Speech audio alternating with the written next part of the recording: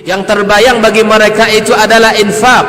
Yang terbayang bagi mereka adalah sebuah kebahagiaan, keselamatan di akhirat yang kekal dan abadi di sisi Allah Tabaraka wa Ta'ala.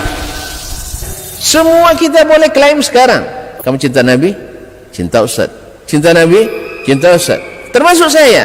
Cinta Nabi? Cinta. Dapat tahunya besok di akhirat. Maka apa kata Nabi sallallahu alaihi wasallam? Amalur rajuli biyadihi. Penghasilan yang terbaik adalah pekerjaan yang dilakukan oleh seseorang dengan tangannya sendiri. Wa kullu bai'in mabrur, dan setiap jual beli yang mabrur. Ini aktivitas ini membantu saya di akhirat atau akan menyulitkan saya di akhirat? Kalau seandainya perbuatan itu ternyata akan menyulitkan kita di akhirat kelak, tinggalkan perbuatan itu.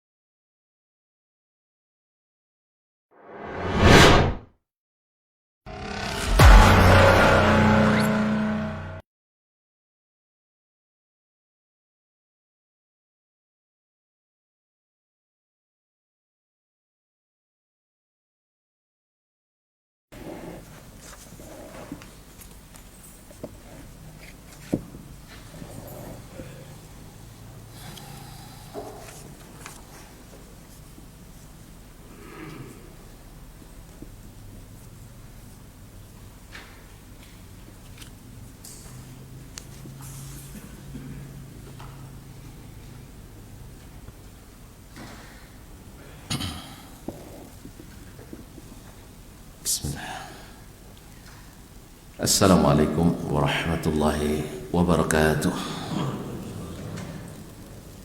Alhamdulillahi rabbil alamin, wal aqibatu lil muttaqin, wala udwana illa 'alal zalimin. Ashhadu an la ilaha illallah wahdahu la syarika lah, waliyus salihin wa khaliqul khalqi ajma'in wa razikuhum wa ma min dabbatin fil ardi illa 'ala Allahi rizquha wa ya'lamu mustaqarraha wa mustawda'aha kullun fi kitabin mubin. Wa ashhadu anna Muhammadan 'abduhu wa rasuluhu as-sadiqul amin sallallahu alaihi wa ala alihi at-tayyibin wa azwajihi at-tahirati ummahatil mu'minin wa ashabil abraril ghurril mayamin wa man tabi'ahum bi ihsanin ila yawmin yamtazu fihi ashabus shimali an ashabil yamin. Amma ba'du, fa ussi nafsi wa iyyakum ayyuhal muslimun بتقوى الله عز وجل فإنه قد فاز المتقون. يا أيها الذين آمنوا اتقوا الله حق تقاته ولا تموتن إلا وأنتم مسلمون. kaum muslimin dan muslimat, ma'asyiral hadirin wal hadirat wal mustami'in wal mustami'at wal musyahidina wal musyahidat, bapak dan ibu-ibu, saudara-saudara dan saudara-saudari, serta adik-adik dan anak-anak, baik yang hadir maupun yang mendengarkan serta menyaksikan dimanapun berada. Alhamdulillah, Allah memberikan nikmat besar ini kepada kita. Diizinkannya kita mendapatkan satu kebutuhan dasar kita, yaitu salat subuh, dan alhamdulillah berjamaah di salah satu dari tempat yang paling dicintai Allah, yaitu di Masjid Zaid bin Thabit radhiyallahu ta'ala, dan disempurnakan pula dengan majelis ilmu yang mudah-mudahan menambah iman dan taqwa kita, mendekatkan kepada Rabb kita, dan semoga memudahkan jalan kita ke surga. Ma'asyiral kiram, Bapak dan Ibu-ibu, saudara-saudari yang saya hormati, salawat dan salam kepada Nabi kita alaihi salatu wassalam yang telah menunjukkan jalan yang terang ini kepada kita, sehingga tidak ada satupun yang kabur dalam urusan agama kita. Mudah-mudahan Allah Subhanahu wa taala lapangkan hati kita menerima petunjuk-petunjuknya, dikuatkan langkah kita menapaki sunnah atau ajalan yang telah disunnahkannya. Semoga selawat bersambung pula kepada keluarganya, anak istri dan keturunannya, para sahabat, para tabi'in yang istiqamah mengikuti jalan mereka. Mudah-mudahan kita termasuk di antaranya. Kaum muslimin dan muslimat dirahmati Allah, kita berdoa pula mudah-mudahan Allah menyembuhkan siapapun dari kaum muslimin yang dalam keadaan sakit, baik yang terjangkit dengan pandemi corona ini ataupun penyakit lainnya. Semoga Allah angkat dengan dan waktu yang sedekat-dekatnya. Sebagaimana kita juga berharap kepada Allah SWT, siapapun yang meninggal, semoga Allah limpahkan rahmat dan ampunan kepadanya, dan semoga yang masih sehat, yang masih hidup, Allah lindungi, Allah jaga dan diberikan kesehatan, dan mudah-mudahan wabah ini segera berlalu dan diangkat oleh Allah Tabaraka wa Ta'ala. Hanya kepadanya kita memohon, karena sesungguhnya dialah yang bisa mengabulkan. Ma'asyal kiram, kita lanjutkan bersama Imam Asy-Syafi'i rahimahullah. Selesai dari bab ma nazala minal kitab amma adh-dhahir yuradu bihi kullihil khas, bab tentang keterangan ayat-ayat Al-Quran yang turun maknanya secara zahir adalah berlaku umum, tetapi semuanya dimaksud dengannya adalah makna khusus dari sisi bahasa dan qarinah yang menunjukkannya. Kemudian beliau melanjutkan dengan babus sinfil ladzi yubayyinu siyaquhu ma'nahu, bab bagian atau klasifikasi ayat Al-Quran yang siyaknya, redaksinya menunjukkan makna yang dimaksud. Makna yang dimaksud kalau kemarin adalah bukan dari redaksinya, tetapi daripada qarinah kharijiyah yang qarinah yang di luar redaksi ayat. Ya, misalnya kemarin kan innan nasa qad jama'u lakum fakhshawhum, semua manusia sudah bersatu untuk menggempur kalian, maka takutlah kepada mereka.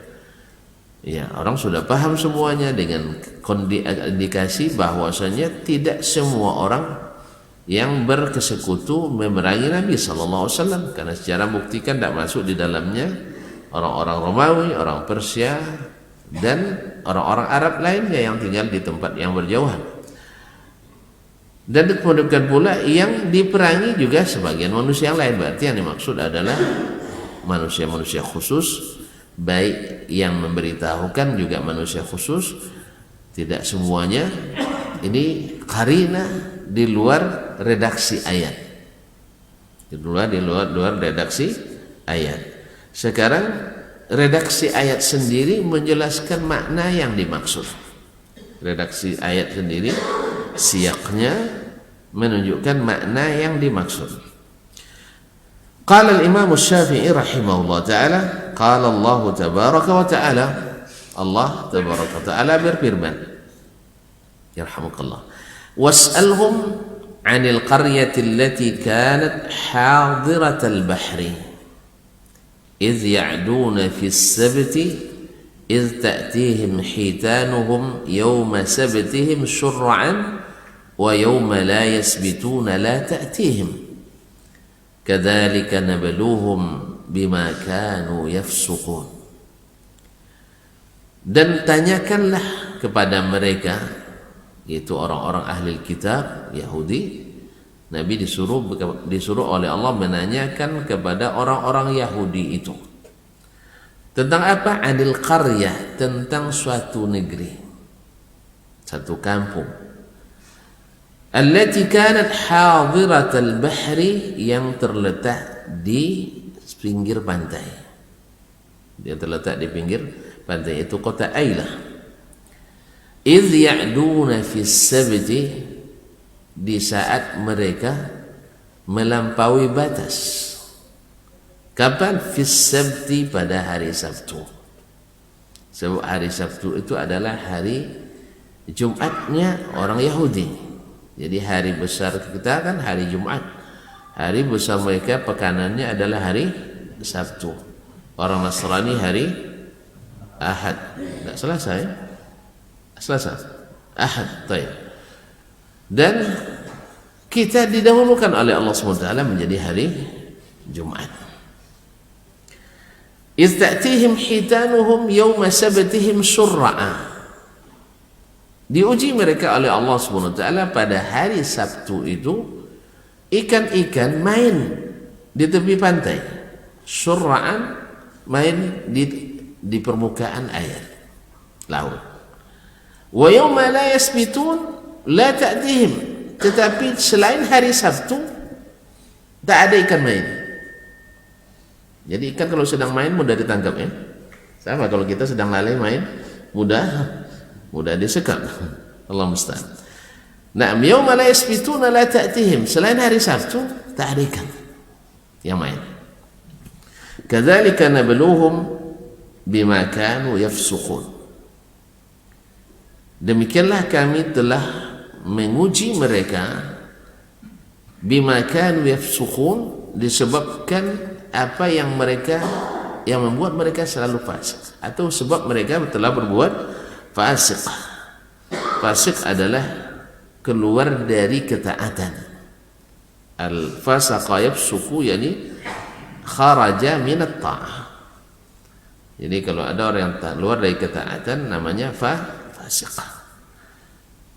Dan secara istilah adalah orang yang melakukan dosa besar atau senantiasa berulang-ulang melakukan dosa kecil atau menganggap remeh dosa-dosa kecil.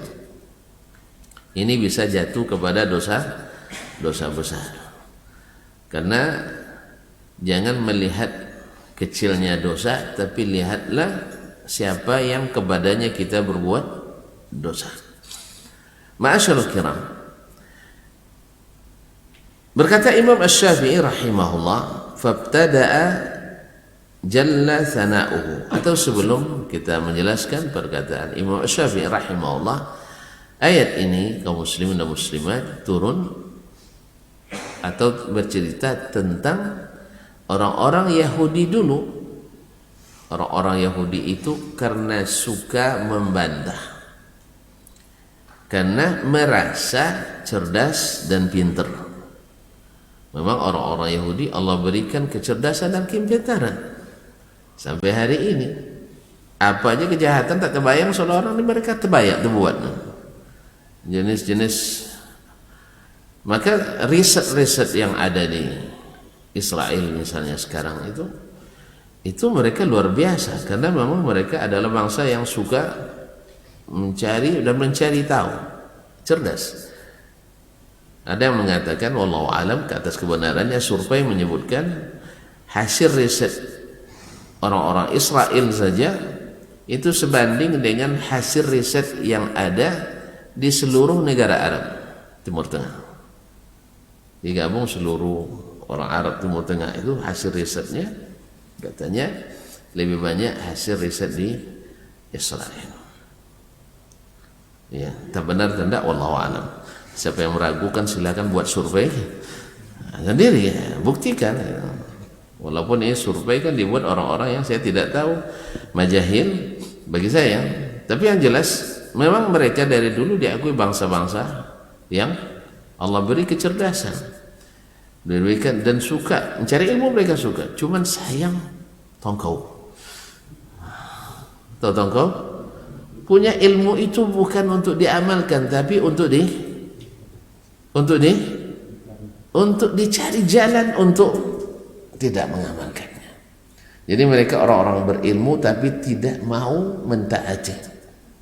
Sehingga tidak sedikit dari ahli tafsir mengatakan al-maghdubi alaihim, orang-orang yang dimurkai itu adalah orang-orang Yahudi, karena mereka sudah tahu lalu mereka tidak melaksanakannya, maka dimurkai. Kalau orang-orang yang tidak berilmu, sesat dia, tetap dihukum tapi dia tidak dimurkai, artinya mereka sesat juga tidak baik ujungnya kan. Tapi yang dilaknat, yang dimurkai adalah orang-orang yang sudah tahu tapi tidak mau mentaati. Makanya ketika dalam ayat tentang li'an, yaitu kedua suami istri saling melaknat, ya, saling melaknat, menuduh suaminya, menuduh istrinya tala'an, saling melaknat, maka yang istri bersumpah pula 5 kali, 4 kali bahwa dia dalam keadaan benar, dan yang kelima adalah ghadaballahi 'alaiha in kana minas shadiqin. Seandainya wanita ini dusta, seandainya suaminya benar dalam tuduhan itu, maka Allah ghadab, murka kepadanya. Sebab apa? Karena pasti wanita itu tahu berzina atau tidak, pasti tahunya. Tapi kalau suaminya dusta, laknatullahi alaihi, dilaknat Allah Subhanahu wa taala, karena dia dia tidak hanya mengira atau ilmunya tidak sepasti ilmu istri yang berzina atau tidak tadi. Jelas ya? Kita melihat, mendengar tentang surga dan neraka sekarang, ilmu kita baru ilmu yakin. Sah? Tidak pernah dengar ya? Ada ilmu yakin, ada ainul yakin, ada haqqul yakin. Tentu jangan-jangan mengira ini ilmunya ilmu orang sufi ini. Bukan. Ilmu Al-Quran. Ainul yakin. Pertama ilmu yakin. Kita mengetahui dengan yakin. Dari mana ilmunya? Al-Quran dan hadis. Ini namanya ilmu yakin. Ilmu yang meyakinkan. Yakin seyakin-yakinnya bahwa surga neraka itu ada. Lalu nanti di akhirat atau ketika masuk kubur kita diperlihatkan, maka disebut dengan ainul yakin. Nampak, terlihat oleh mata seyakin-yakinnya. Tambah yakin enggak? Tambah yakin? Hah? Ada orang bercerita makan di tempat itu sedap luar biasa. Ya, orang yang cerita ini memang suka makan juga. Nah, misalnya, percaya enggak? Enggak percaya juga. Ya, seorang pakar kuliner tidak percaya. Percaya kita. Cuma baru ilmu yakin. Tapi setelah baru melihat, wah ini betul nih, ainul yakin. Setelah mencicipi, haqqul yakin. Oh betul. Aja. Jadi setelah dilihat, ainul yakin. Setelah dirasakan, baru haqqul yakin. Dah masuk baru nanti haqqul yakin kita. Demikian juga dengan ini. Jadi wanita itu dia haqqul yakin, karena tidak atau iyanya dia pasti tahu. Makanya kalau udah tahu tapi membangkang atau mengingkari, ghadaballah 'alaiha. Allah murka kepadanya. Sudah jelas benar dan kamu merasakan sendiri tapi mengingkari. Maka beda antara hukuman antara yang menuduh karena ilmunya baru ainul yakin, tapi kalau istrinya haqqul yakin. Nah, orang Yahudi mereka adalah orang-orang yang Allah berikan ilmu tetapi mereka sering melanggarnya. sering melanggar. Dan melanggar itu kaum muslimin dan muslimat, rata-rata orang-orang yang melanggar dan tidak berilmu itu karena kecerdasan. Karena kecerdasannya mencari hilah atau berhilah, mencari modus. Nah, orang Yahudi pakarnya memang. Mereka izya'duna fis sabti, tanyakan kepada mereka, hai Muhammad sallallahu alaihi wasallam, tentang suatu negeri yang terletak di pinggir pantai. Izya'duna fis sabti, ketika mereka melampaui batas pada hari Sabtu. Diceritakan oleh para ahli tafsir bahwasanya orang-orang itu dilarang Allah Subhanahu wa taala mencari ikan pada hari Sabtu. Ya, kenapa mencari ikan dilarang? Ujiannya kenapa mencari ikan? Karena mereka orang tepi pantai. Orang pantai biasanya nelayan. Ya, nelayan, maka yang diuji dengan yang mereka gandrungi. Kalau ujiannya dengan sesuatu yang kita tidak suka, ya tidak ujian, tidak berat ujiannya. Ya, kalian tidak usah cari kayu bakar orang laut, mana cari kayu bakar dia. Kalian tidak usah cari, misalnya usah berdagang hari ini, mudah kan? Ya tidak apa-apa. Macam kita hari ini yang tak yang tidak rajin, yang tak pernah ada kepentingan ke pasar, dilarang ke pasar oleh pemerintah. Marah dia. Yang marah orang mana? Ya orang pasar. Orang pasar. Jadi kaum muslimin, ujiannya adalah jangan cari ikan hari Sabtu. Akhirnya mereka cerdas. Kan kita dilarang cari ikan hari Sabtu itu maqasid syariahnya. Begitulah lebih kurangnya. Maksud daripada larangan itu adalah ilahnya apa? Supaya Sabtu kita fokus beribadah. Coba lihat kaum muslimin, mereka mencari, makanya sebagian ulama mewanti-wanti tentang ilmu maqasidus syariah. Sebab kalau salah pasang, gulu dalam memakainya membatalkan syariat. Bisa membatalkan syariat. Semuanya dikaji secara maqasid. Padahal bukan itu maqasid. Makanya hati-hati, ilmu maqasidus syariah ini harus sangat hati-hati. Kalau jatuh ke tangan orang yang tidak warak, bisa membuat pembatalan hukum syar'i. Seperti orang dengan alasan maqasidus syariah mulai mutaati nisab zakat, mulai mutaati tentang mahram, mulai mutaati tentang mahram, orang-orang yang boleh nikah itu tidak, dan sebagainya. Semuanya. Kemudian masalah talak, kemudian masalah iddah, dan seterusnya. Akhirnya gara-gara gulu, karena miskin ilmu dan miskin taat, akhirnya maqasidus syariah menjadi alat untuk menjadi modus operandi, untuk menjadi modus untuk meninggalkan syariat. Tapi kalau tepat di tangan orang yang warak dan bertakwa, dia adalah bagian dari ilmu yang sangat bermanfaat, sehingga bisa mengeluarkan fatwa yang tepat pada waktu, pada keadaan, pada tempat yang tepat. Tapi kalau jatuh ke tangan orang yang tidak warak, maka bisa membatalkan syariat. Maka mereka mulai berpikir, maqasid syariahnya di sini, maqasid tasyri'nya apa? Kita dilarang hari Sabtu beribadah dengan tujuan dilarang cari ikan supaya tidak terganggu hari ibadah kita. Akhirnya mereka berpikir, dan memang tidak payah, kalau pikir itu senang kaum muslimin. Yang payah itu adalah mencari ilmu dan taat itu payah. Menaati itu susah, tapi mencari alasan untuk tidak taat itu mudah. Akhirnya mereka berpikir, kalau begitu kita buat cara cari ikan itu yang tidak mengganggu ibadah kita. Akhirnya mereka bentangkan pukatnya, segala alat penangkap ikannya pada hari Jumat. Pada hari Jumat. Yang ikan kan tahu dia enggak. Tahu ikan kan? Maksud ikan tidak tahu gitu bahwa ini dipasang hari Jumat, pasang satu sama bagi mereka. Mereka akan terjerat juga. Rata-rata mereka kan tidak tahu. Jadi oleh itu kaum muslimin dan muslimat, masuk ikan pada hari Sabtu dan pagi-pagi Ahad mereka ambil. Zahirnya selamat apa tidak? Zahirnya selamat. Ya. Ikan dapat, syariat dapat. ternyata itu adalah hilah.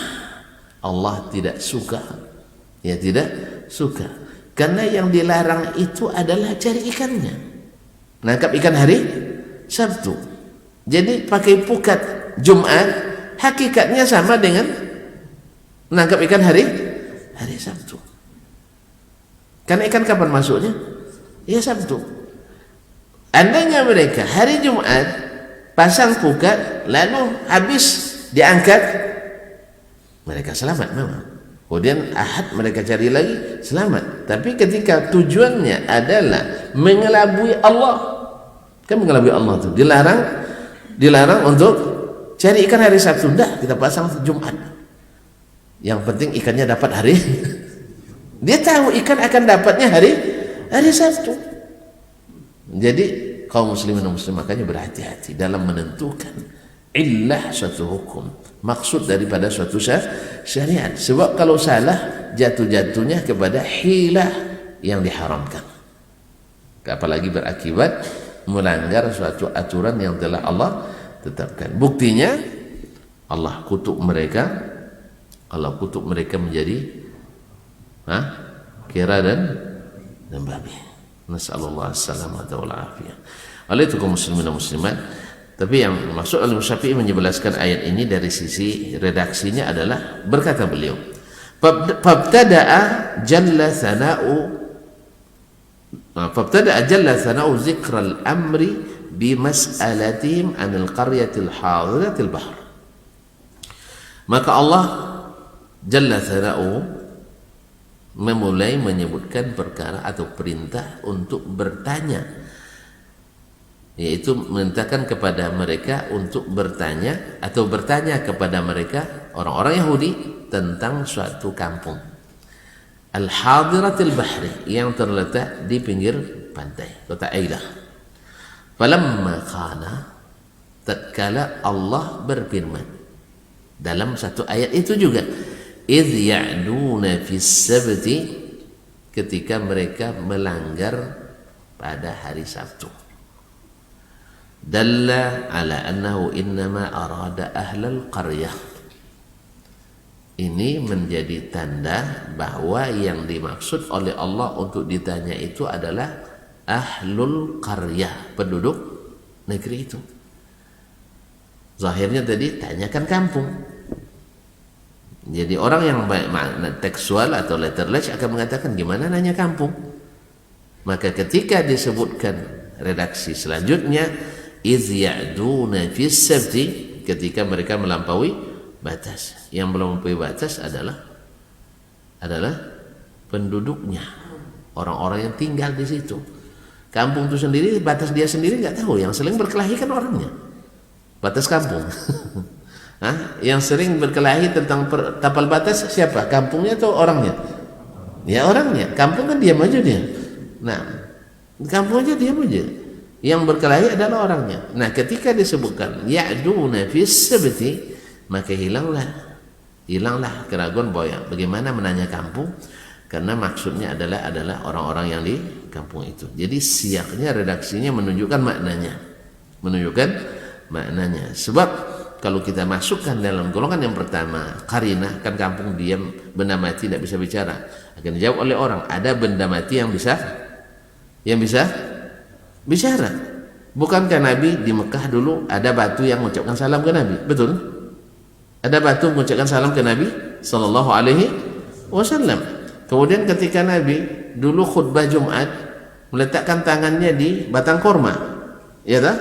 Batang korma di depan Masjid Nabawi. Ketika dibuatkan mimbar oleh Nabi dibuatkan untuk Nabi sallallahu alaihi wasallam mimbar, lalu Nabi khutbah di atas mimbar, tidak lagi khutbah dekat meletakkan tangannya di korma tersebut. Maka menangislah korma itu. Atau tidak tahu ya. Menangis korma itu sampai Nabi turun dari mimbar dan membelainya, baru dia diam. Kayak anak kecil menangisnya. Masya Allah, tabarakallah.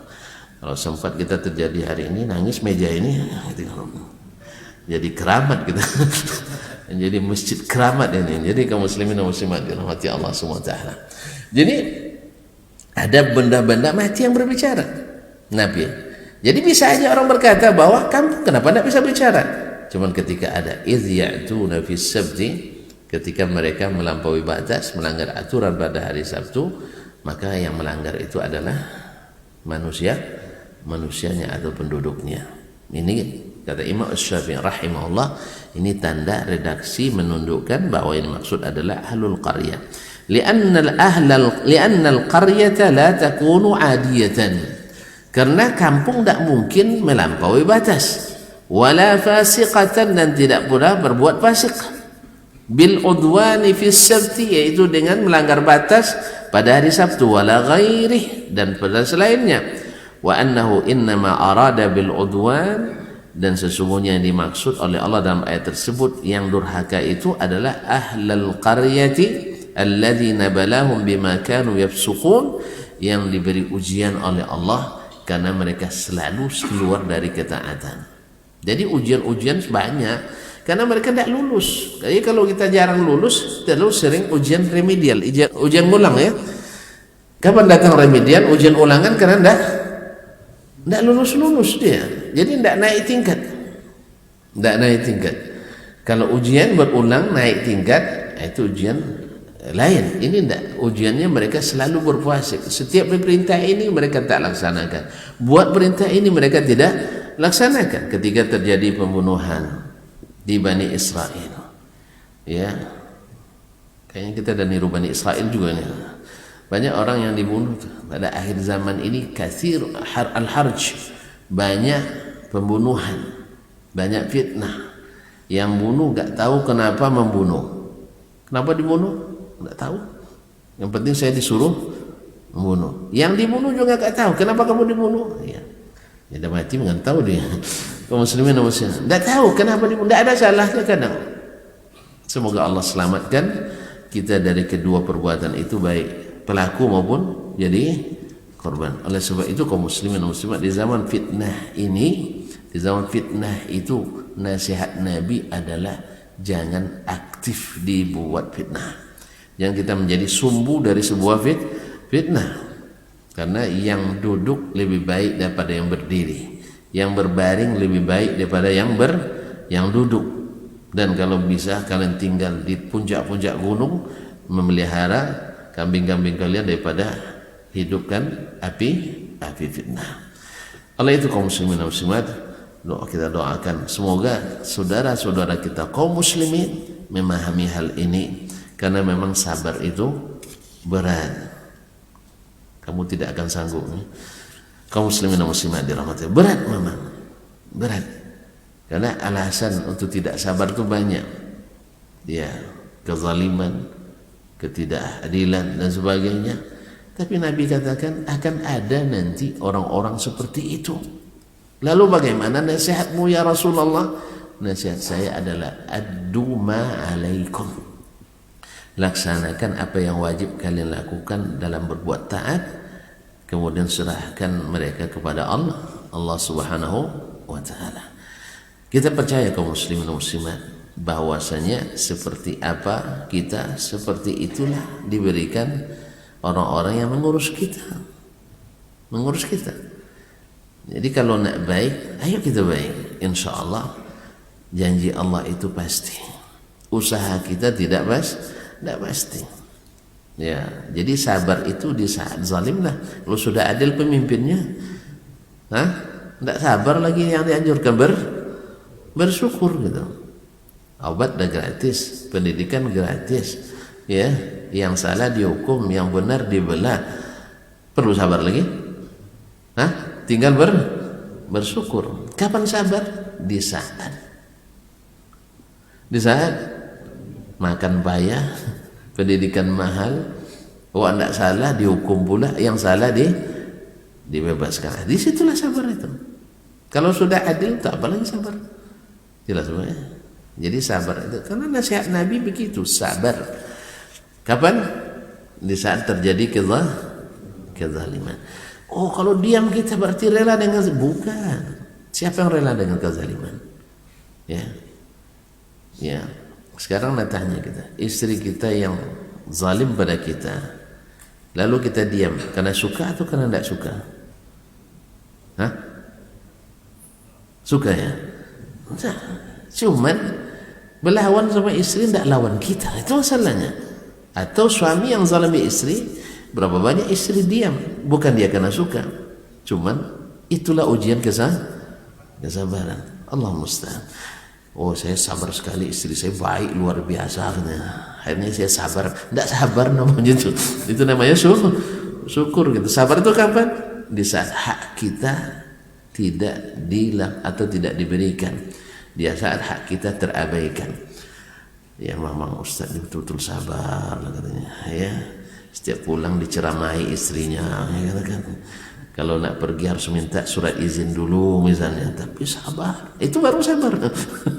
Ya tak? Masya Allah, ibu ini sabar sekali, suaminya penghasilannya pas-pasan, kadang tidak dapat makan tapi tetap setia, itu namanya sabar. Nah, ibu ini sabarnya luar biasa ya. Masya Allah, suaminya kasih nafkah minimal sepekan 20 juta, sabar dia nerimanya. Sabar dia nerima, itu tidak sabar namanya kawan, itu namanya syukur. Jadi sabar itu ketika ada kezaliman. Allah musta'an. Ini kadang-kadang sabar sampai kapan? Kata Nabi bilang, antum tanya sampai kapan? Nabi sebutkan hatta talqauni indal haud, sampai kalian bertemu saya di tepi. Kenapa tepi telaga? Kenapa di tepi telaga janjinya? Karena nanti di situ terbukti siapa yang cintanya hanya pemanis bibir dan siapa yang cintanya benar-benar dari relung hati yang paling dalam. Yaitu siapa yang setia dengan sunnahnya, cintanya diterima, dan siapa yang hanya pandai menyanyikan lagu cinta tetapi tidak ada dalam buktinya nyata. Bagusnya pandai menyanyi tetapi dibuktikan. Jangan hanya pandai nyanyi tetapi ketika disuruh berkorban meninggalkan yang tidak disukai Nabi, lalu dia bilang negosiasi dulu dengan Nabi sallallahu alaihi wasallam. Kaum muslimin dan muslimat dirahmati Allah. Makanya sampai kabarnya sampai kapan ya Rasulullah? Sampai kalian bertemu dengan saya di tepi telaga, karena saat itu terbukti mana cinta yang sesungguhnya. Baiklah kaum muslimin dan muslimat dirahmati Allah Subhanahu wa taala, maka orang-orang Yahudi ini diuji oleh Allah karena tidak pernah, setiap ujian selalu gagal. Ya hampir-hampir mereka tidak melakukan yang diperintahkan Allah Subhanahu wa taala. Ketika terjadi pembunuhan disuruh untuk, ya mereka kan boleh berdebat siapa pelakunya, tidak tahu. Hanya mereka datang ke Nabi Musa alaihissalam. Nabi Musa tentu solusinya ilahi, solusinya rabbani. Datang perintah Allah SWT, innallaha ya'murukum an tazbahu baqarah. Kalau kalian nak tahu, tinggal Allah katakan sembelih seekor sapi, selesai. Sebenarnya kalau mereka sembelih selesai, tidak panjang ayatnya, tidak panjang ayat, tapi ayat tentang ini panjang jadinya kan. Qalu da'u lana rabbaka yubayyin lana ma hiya. Datang lagi qala innahu yaqulu innaha baqaratun la faridun wala bikrun awanun baina dhalika faf'alu ma tu'marun. Ya, nanya lagi, qalu da'u lana rabbaka yubayyin lana ma launuha. Jelaskan lagi, qala innahu yaqulu innaha baqaratun safra'u faqi'un launuha tasurru an-nadhirin. Qalu da'u lana, nanya lagi. Ayatnya panjang. Hatta kadu wa ma kadu ayaf'alun. Hampir-hampir mereka tak mendapatkan yang dicari itu. Sering ditanya detailnya, yang ujungnya sebenarnya tidak mau melaksanakan. Itu masalahnya. Padahal sapi banyak di situ. Kenapa mereka disuruh nyembelih sapi? Ayo, kenapa suruh nyembelih sapi? Karena sebelumnya mereka diuji oleh Samiri nyembah sapi. Sekarang disuruh nyembelih, berat tak? Ya berat. Makanya mereka cari-cari alasan. Jadi kalau ada kepentingan dalam suatu masalah itu, seberat-beratnya meninggalkan. Jelas? Makanya jangan sampai ada kepentingan di dalam sesuatu kepelanggaran itu. Ya kalau ada kepentingan kita pelanggaran, berat. Maka dulu pernah menyembah nyembah sapi. Akhirnya mereka disuruh Allah untuk, ya kalau kalian tidak nak berbantah tentang siapa pembunuh ini, sembelih sapi, seekor sapi aja, tidak banyak lah, supaya pertama untuk menghilangkan image sapi itu disakralkan oleh mereka, disakralkan oleh mereka. Akhirnya mereka pun mencari-cari alasan bagaimana caranya supaya sapi jangan disembelih. Untuk ujung-ujungnya nanti Nabi Musa menyerah gitu ya. Ujung-ujung Nabi Musa menyerah, udahlah kalau gitu tidak jadilah, tidak usah gitu ya. Tetapi akhirnya Allah tunjukkan, karena ilmu Allah lebih tinggi dari ilmu mereka, mereka akan kehabisan dalih. Makanya seorang yang alim, seorang yang jahil kalau sudah berapa dengan alim, dia kehabisan nafas. Dia paling ngomongnya dari belakang. Banyak orang ngomong di belakang di medsos ya, tapi pas berhadapan tidak bisa berhadapan, tidak bisa cerita.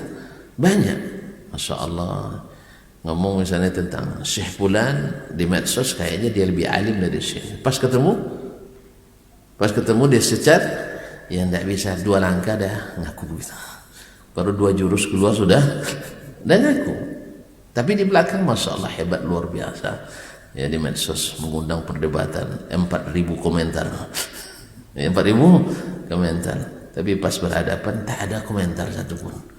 Ditanya silakan, ada yang bisa mau disampaikan secara terbuka, bebas? Tidak ada. Jadi kaum muslimin dan muslimat dirahmati Allah, berhadapan dengan Nabi Musa, akhirnya mereka harus melaksanakan. Akhirnya faqulna nadribuhu bi ba'dihha kadzalika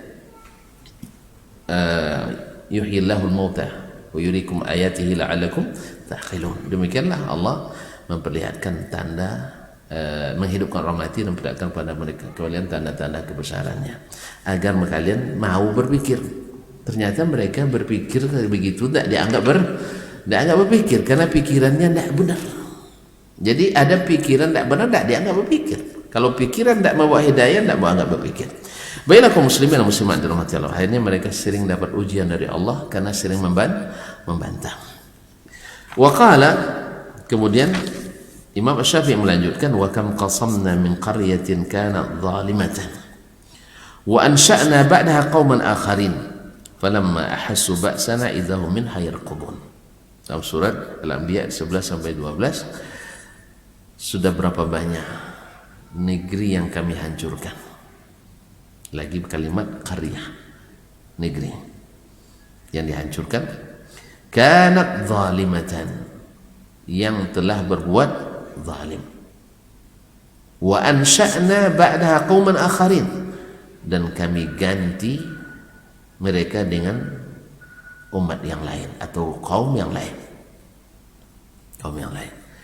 Jadi kaum muslimin dan muslimat, perkataan ini akan jelas oleh Syafi'i rahimahullah ta'ala. Falamma ahassu ba'sana, tatkala mereka sudah merasakan azab kami, ba'sana, azab kami, idahum minha yarqudun, mereka tiba-tiba melarikan diri ingin lari daripada kampung tersebut.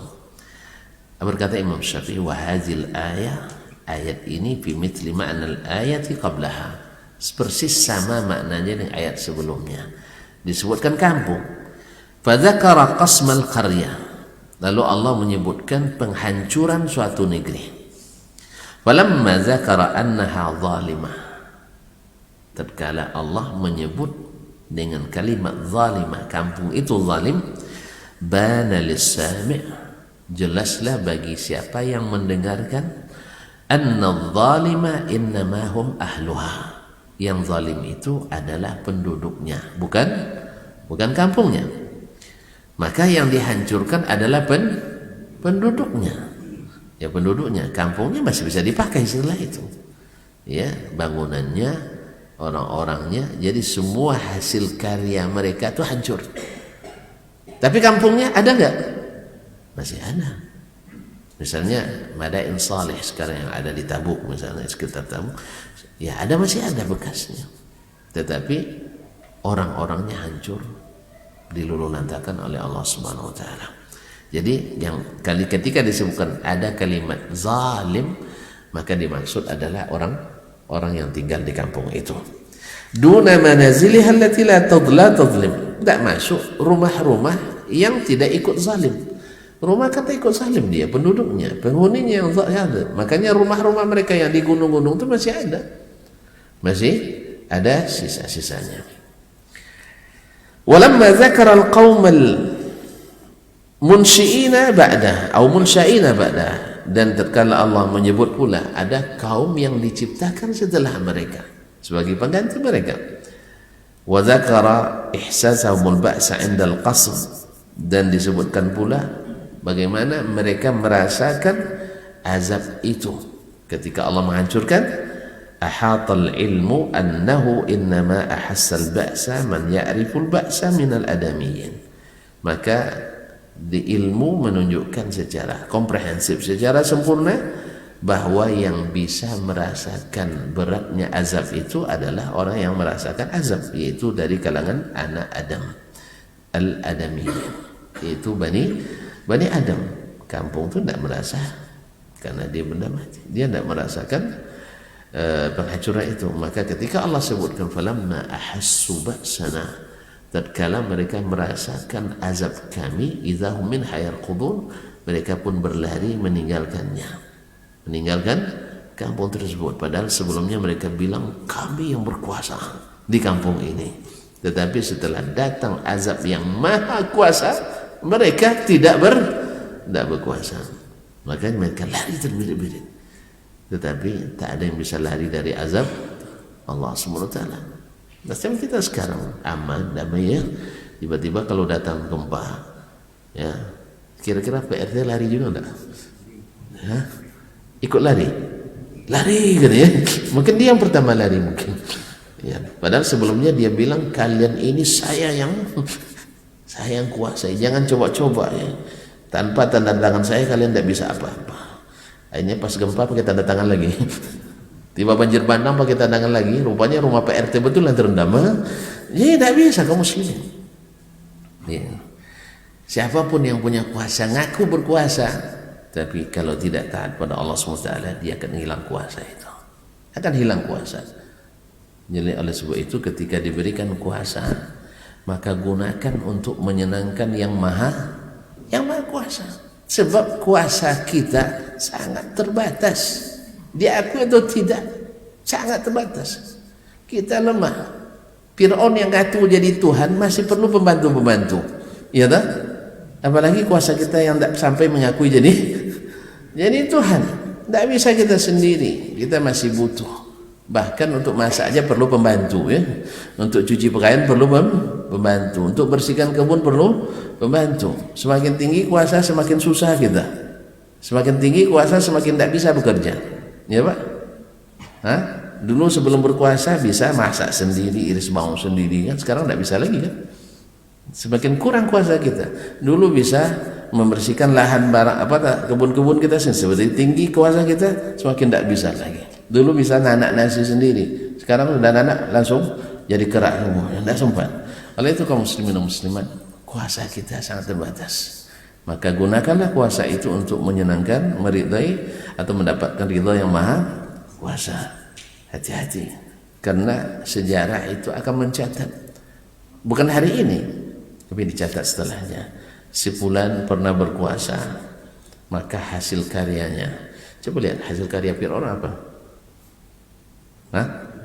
Semua orang zalim, pemimpin yang zalim disebut Fir'aun.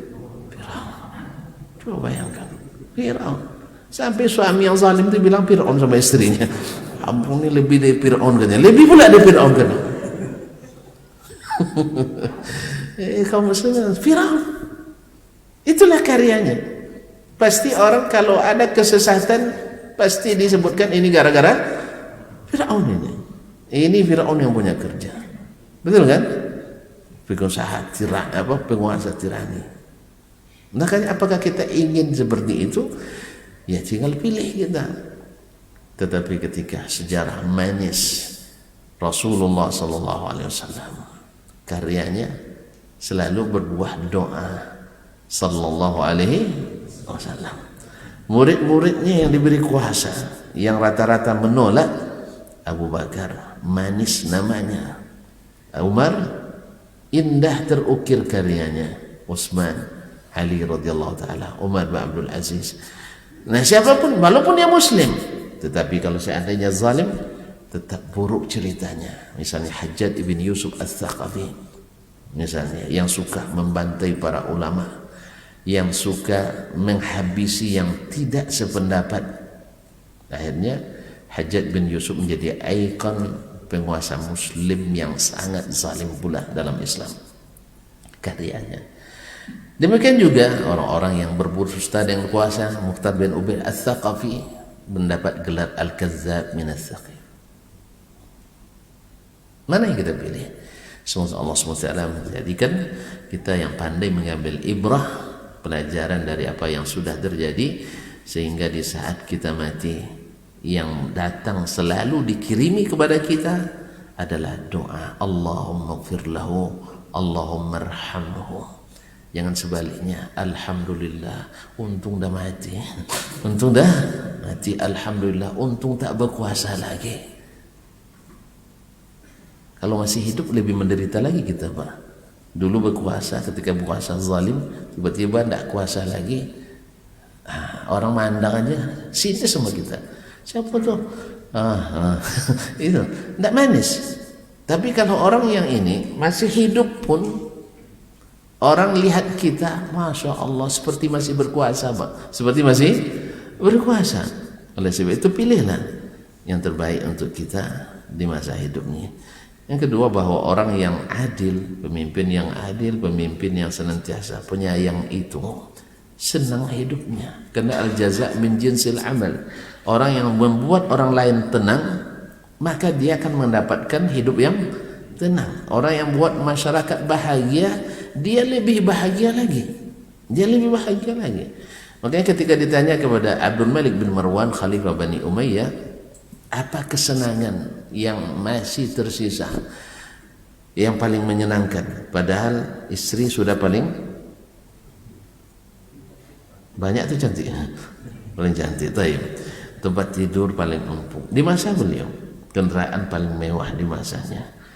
Apa kebahagiaan yang lebih lagi ya Amirul Mukminin? Dia bilang, kebahagiaan yang paling bahagia adalah di saat saya dapat memberi kepada seseorang dalam keadaan muka berseri-seri, dia mengucapkan terima kasih. Itulah sesungguhnya yang paling bahagia dalam hidup ini. Kenapa? Karena membahagiakan orang adalah kebahagiaan yang di atas segala kebahagiaan. Maka jadilah sekecil apapun kita jadi pemimpin yang membahagiakan orang-orang yang di bawah pimpinan kita. Mulailah dari keluarga dulu, dari seorang ayah yang menyenangkan, seorang ibu yang menyenangkan, atau saudara yang menyenangkan saudaranya. Dan kalau nanti diberikan rezeki atau ujian lah, bukan rezeki ya, jadi pemimpin di masyarakat, jadilah pemimpin yang menyenangkan masyarakat, karena tidak terbiasa menyenangkan. Lebih tinggi lagi, dari RT jadi RW, RW jadi lurah, lurah jadi camat, camat jadi apa lagi? Wali kota ya. Jadi kota jadi gubernur, gubernur jadi presiden. Ya, kita terbiasa menyenangkan insyaallah. Oleh itu kaum muslimin dan muslimat, semoga Allah memberi kita pemimpin, orang-orang yang diberikan amanah, orang-orang yang senantiasa bertakwa dan takut kepada Allah SWT. Dan tentu saja yang paling kita perhatikan adalah mari kita mulai dari kita. Mulai dari kita. Makanya kalaupun ikut pemilu nanti jangan ambil uang dari siapa saja. Yang sebaliknya, ambil uang semuanya tapi jangan pilih. Ini dah mulai zalim juga kita. Sudahlah disuap, zalim pula. Ya tak? Datang Pak Haji ini ngasih 200, embat juga ya. Datang Bu Haja ini ngasih 500, ambil juga. Semua janji, ya Pak, ya Pak. Bohong, zalim, disuap. Kumpul semua keburukan pada kita. Lebih baik, mohon maaf Pak, saya tidak bisa ngambil ini. Kalau rezeki Bapak saya pilih. Pandai-pandai aja lah senyum saya di hari-hari terakhir. Iya kan, moga Allah lapang aja. Kalau sudah begini rakyat, insya Allah mudah-mudahan ya, karena kita tidak jauh dari pemimpin kita, tidak jauh dari kita. Ini kita semua rata-rata masih mau disuap, betul kan? Iya, rata-rata masih mau disuap. Maka siap-siaplah pemimpin yang mau disuap. Cuman suap mereka lebih besar dari suap kita. Kita suap selembar, Ya, suap selembar uang 50.000, 100.000, menderita 5 tahun. Ya, tepuk ambai-ambai katanya, bila langku kuku, dia membuat dengan duit salai, menderita 5 tahun. Allah musta'an. Ya, kita mulai dari yang sekecil ini. Besar ini sebenarnya masalahnya. Selama ini tidak hilang di masyarakat, maka siap-siaplah kita mendapatkan pemimpin yang suka karena mereka tuh nyuapin. Iya, mereka nyuapin kita. Cuman suap mereka lebih besar. Kita disuruh 3M, mereka 17M. Iya kan? Kita hanya 3M, pakai masker, menjaga jarak. Apa lagi? Mencuci tangan pakai sabun. Mereka enggak 17M miliar. Allah musta'an. Nah, barangkali sampai di sini mudah-mudahan bisa kita pahami dengan baik bahwa sesungguhnya beginilah Al-Quran dalam mengkhitab kita dengan bahasa yang dipahami dari redaksinya, sehingga tidak ada lagi terjadi perdebatan panjang bahwa ini yang disebutkan orang kampungnya, bukan enggak, ini siaknya redaksinya yang menunjukkan makna yang dimaksud, dan ada karinah indikator yang lain yang menunjukkan makna yang dimaksud. Mudah-mudahan dengan demikian ketika baca Quran ini yang mana ini, ya tentu saja bagi yang punya alat ilmu bahasa Arab dengan segala bidangnya akan membantu kita memahami ini. Tapi kalau kita belum pandai berbahasa Arab, alhamdulillah sudah Allah berikan para ulama, para ahli menerjemahkan makna Al-Quran yang insya Allah pada umumnya adalah terjemahan yang mewakili apa yang ada dalam ilmu yang disebutkan oleh Imam Syafi'i ini. Dan kalau seandainya ada keraguan, alhamdulillah Allah berikan pula orang-orang yang ulama-ulama kita tempat bertanya, ustaz-ustaz kita, dai-dai kita untuk memperjelasnya. Wallahu ta'ala alam wa sallallahu ala nabiyyina Muhammadin wa sallam. Terima kasih dan mohon maaf. Sampai jumpa kembali insyaallah pekan depan di waktu dan tempat yang sama dengan izin Allah tabaraka wa taala. Wa subhanakallahumma bihamdik asyhadu an la ilaha illa anta astaghfiruka wa atubu ilaik. Wassalamualaikum warahmatullahi wabarakatuh.